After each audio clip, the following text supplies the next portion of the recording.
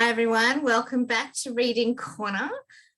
As I've told you before, I have been borrowing some books from a local library and from friends, and so I'm really excited that we have some new books for you today that are new for me as well. So I'm looking forward to that, but I also have some old favourites mixed in there because it's fun to mix things up. So we're going to start with a bit of a different story called The Bunyip of Berkeley's Creek.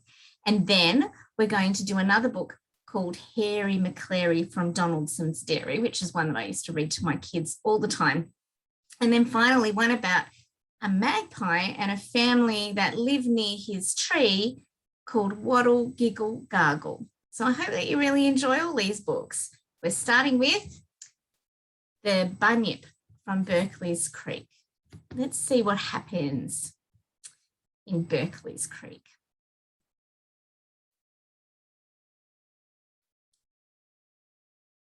And there it is, that's Berkeley's Creek. Here we go. Late one night, for no particular reason, something stirred in the black mud at the bottom of Berkeley's Creek. The fish swam away in fright. And the night birds in the trees hid their heads under their wings.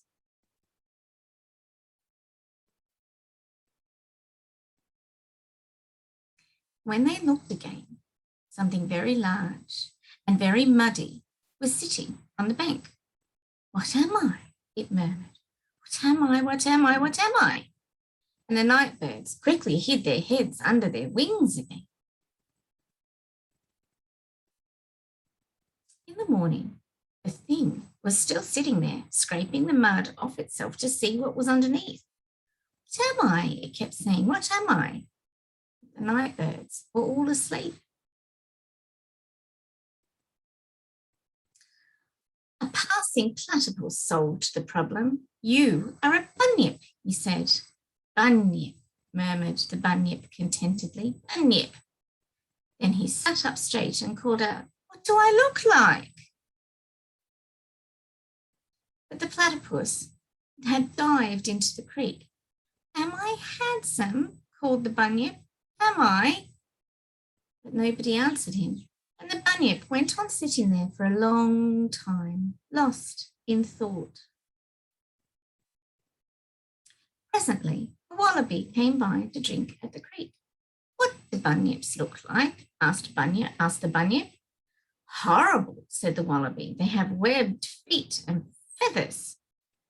"Fine, handsome feathers," said the bunyip hopefully. "Horrible feathers," said the wallaby firmly, finished her drink and hopped off. "Handsome webbed feet," called the bunyip, but there was no answer. The bunyip sighed and walked off to find someone else. There was a rustling in the bushes behind him, and suddenly an emu shot past. "Wait," called the bunyip, running after him. "What do bunyips look like?" The emu stopped and considered. "They have fur," he said at last, "and tails." "How many tails?" asked the bunyip. "One to each bunyip," replied the emu. "Fine, handsome tails?" said the bunyip. "Horrible tails," said the emu, "and even more horrible fur." And he settled his feathers and crouched down low and streaked off into the distance. The bunyip wandered sadly along the creek. "Will someone tell me what bunyips look like?" he said to anyone who would listen. But there was no answer. Further along the creek, he met a man. The man was busy with a notebook and pencil and did not look at the bunyip. "Shh," he said, "I'm busy." The bunyip waited for a long time, and then he said very slowly and clearly, "Can you please tell me what bunyips look like?" "Yes," said the man, without looking up. "Bunyips don't look like anything." "Like nothing," said the bunyip. Like nothing at all, said the man. Are you sure? Said the Bunyip. Quite sure, said the man, and looked right through him. Bunyips simply don't exist. The Bunyip was shaken, and he sighed, a long, deep sigh. What a pity, he murmured. What a pity, what a pity. And he walked slowly back to his waterhole. Then he fished his belongings out of the water, packed them in his bunyip bag, and walked away. No one saw him go. Bunyip walked all day, and just as the sun was setting, he came to a quiet, still billabong. This will do, said the Bunyip to himself. No one can see me here. I can be as handsome as I like. And he unpacked his bag, laid his bunyip comb and mirror out on the sand, and put his billy on to boil. No one saw him, and no one spoke to him. But late that night, for no particular reason, something stirred in the black mud at the bottom of the billabong. The Bunyip put his comb down in surprise and stared. Something very large and very muddy was sitting on the bank. What am I? It murmured. What am I? What am I? The Bunyip jumped up in delight. You are a Bunyip, he shouted. Am I? Am I really? Asked the other Bunyip, and then, what do I look like? You look just like me, said the Bunyip happily. And he lent her his mirror to prove it.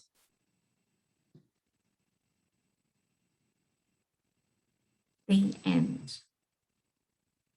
Now we're going to find out what sort of crazy adventures happen to Hairy Maclary from Donaldson's Dairy, because he is a very adventurous little dog. Out of the gate and off for a walk went Hairy Maclary from Donaldson's Dairy. And Hercules Morse, as big as a horse, with Hairy Maclary from Donaldson's Dairy. Bottomly pots covered in spots, Hercules Morse, as big as a horse, and Hairy Maclary from Donaldson's Dairy. Muffin Maclay like a bundle of hay, bottomly pots covered in spots, Hercules Morse as big as a horse, and Hairy Maclary from Donaldson's Dairy. Bits of Maloney all skinny and bony, Muffin Maclay like a bundle of hay, bottomly pots covered in spots, Hercules Morse as big as a horse, and Hairy Maclary from Donaldson's Dairy. Schnitzel von Crumb with a very low tum, Bits of Maloney all skinny and bony, Muffin Maclay like a bundle of hay, bottomly pots covered in spots, Hercules Morse as big as a horse, and Hairy Maclary from Donaldson's Dairy. With tails in the air, they trotted on down past the shops and the park to the far end of town. They sniffed at the smells and they snooped at each door when suddenly, out of the shadows, they saw Scarface Claw, the toughest Tom in town. Said Scarface Claw. Off with a yowl, a wail and a howl, a spatter of paws and a clatter of claws went Schnitzel von Crumb with a very low tum, Bits of Maloney all skinny and bony, Muffin Maclay like a bundle of hay, bottomly pots covered in spots, Hercules Morse as big as a horse, and Hairy Maclary from Donaldson's Dairy. Straight back home to bed. They got in a bit of mischief, didn't they? And it's interesting that One cat, Scarface Claw, is enough to scare all of those dogs. We'll have some more adventures from Hairy Maclary coming up in Reading Corner, so keep an eye out for them. But now, our final book for today, Waddle, Giggle, Gargle. It's about a family that live near a magpie, and we'll see what happens to them. This is Jonathan. This is Grandma. And this is Grandpa. They all live together in a little blue house. The little blue house is at the end of the street. At the other end of the street is a tall gum tree.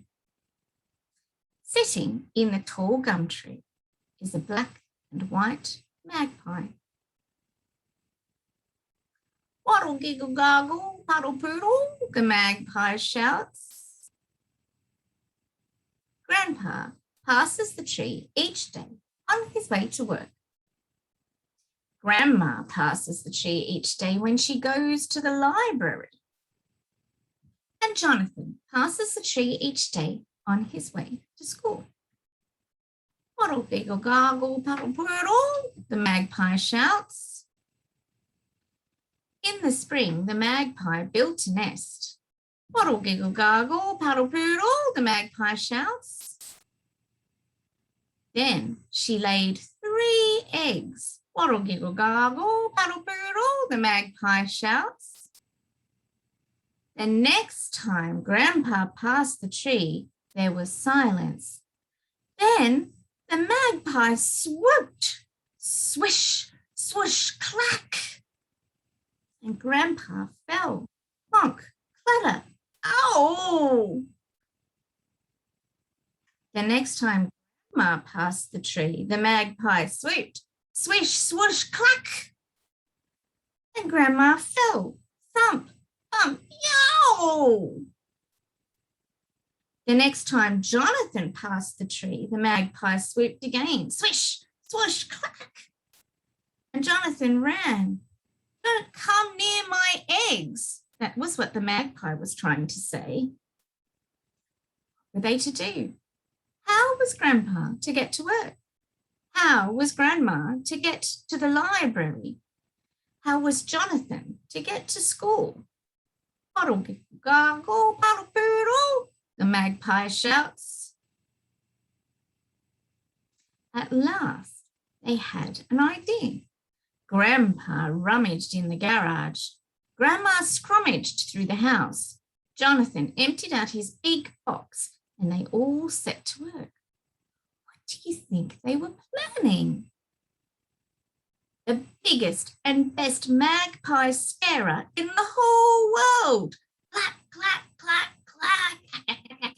Ooh, ooh, ooh, ooh. Boom, boom, boom. Clack, clatter, clatter, clatter, rattle. Boom, rattle, boom. And the magpie stayed in her tree. And that is how Grandpa was able to get to work, Grandma was able to get to the library, and Jonathan was able to get to school. Waddle, giggle, gargle, paddle, poodle, the magpie shouts. The end. I hope you liked those stories today. I like them, especially the magpie one, because that's very, very current for us here in Melbourne at the moment, with all the magpies nesting and laying their eggs and lots of people getting swooped. So yes, you do need to make a lot of noise and wave your hands about and let them stay in their trees and be safe. In the meantime, I hope that you've had a really good time today with reading, and I look forward to seeing you again with some more new books. Have a fabulous day. Bye for now.